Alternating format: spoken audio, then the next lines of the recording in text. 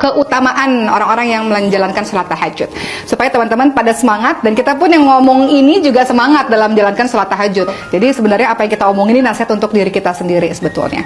Nah, Masya Allah ya, apakah keutamaan-keutamaan tahajud? Yang pertama, ternyata sholat tahajud adalah sifat orang bertakwa dan calon penghuni syurga.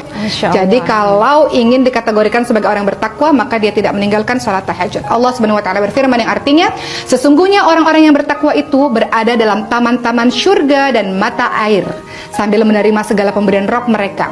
Sesungguhnya mereka sebelum itu di dunia adalah orang-orang yang berbuat kebaikan. Di dunia mereka sedikit sekali tidur di waktu malam dan selalu memohon ampun di waktu pagi sebelum fajar. Dalam surah Az-Zariyat ayat 15 sampai 18.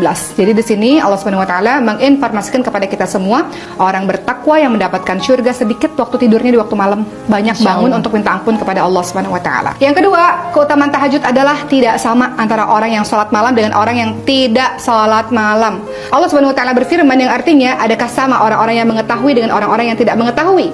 Sesungguhnya orang yang berakal lah yang dapat menerima pelajaran. Jadi dalam surah Az-Zumar ayat 9, tidak sama antara orang yang senantiasa bangun sholat malam, dia tahu dia dapat keutamaan, dia tahu dia dapat pahala, dia tahu doa dia dikabulkan oleh Allah, nggak sama dengan orang yang tidur terlelap. Masya Allah. Karena orang-orang yang bangun sholat malam pasti dia punya motivasi kenapa dia melakukan itu. Betul-betul. Karena dia tahu tentang keutamaan-keutamaan dalam beribadah.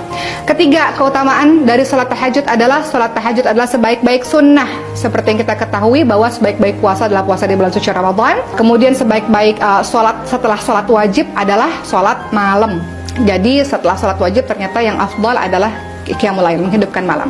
Dan keempat, ternyata keutamaan dari sholat tahajud adalah kebiasaan orang-orang yang salih. Jadi teman-teman, kalau indikatornya gampang ya, kalau kita lihat ada orang-orang yang salih mengademkan hati, ternyata salah satu indikatornya mereka tidak meninggalkan sholat malam. Kemudian keutamaan sholat tahajud yang kelima adalah sebaik-baik orang adalah orang yang melaksanakan sholat tahajud, sebagaimana Rasulullah SAW bersabda, sebaik-baik orang adalah Abdullah. Maksudnya di sini adalah Ibnu Umar, seandainya ia mau melaksanakan sholat malam. Maknanya adalah sebaik-baik orang adalah orang yang senantiasa melaksanakan sholat malam, sholat tahajud. Seperti itu teman-teman.